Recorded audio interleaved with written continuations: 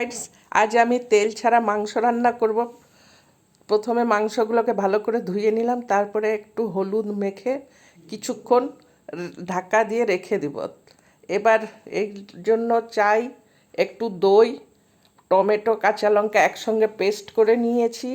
এবার খালি কড়াইয়ে আমি গ্যাসে চাপালাম এবং কিছু পেঁয়াজ কেটে ওটাকে ভাজতে দিলাম। খালি কড়াইয়ে পেঁয়াজটাকে নাড়তে হবে বেশ কিছুক্ষণ। তারপরে দুটো তেজপাতা দিলাম এবং তেজপাতা দিয়ে কিছুক্ষণ নাড়ার পরে একটু লবণ দিলাম। লবণটা স্বাদ অনুসারে দেবেন আপনারা, কারণ একবারে দেবেন না। তারপরে দিলাম টমেটো কাঁচা লঙ্কা পেস্ট দিয়ে বেশ কিছুক্ষণ নাড়তে হবে।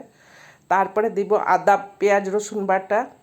আমি একটা গোটা রসুন দিলাম, কারণ গোটা রসুনটা খুব ভালো লাগে। তারপরে দিলাম হলুদ গুঁড়ো, জিরে গুঁড়ো, আর হলো টমেটো পেস্টের থেকে একটু জল দিলাম। এবার ম্যারিনেট করা মাংসটা কড়াইয়ে ঢেলে দিলাম, দিয়ে সেটাকে ভালো করে বেশ কিছুক্ষণ নাড়তে হবে।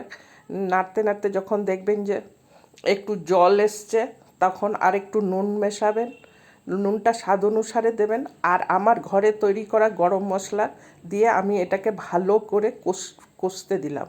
কষা হয়ে গেলে তারপর এটাকে আমি জল ঢেলে চারপাশের কড়াইয়ের শুকনো মশলাটা দিয়ে কিছুক্ষণ ঢাকা দিয়ে দিলাম।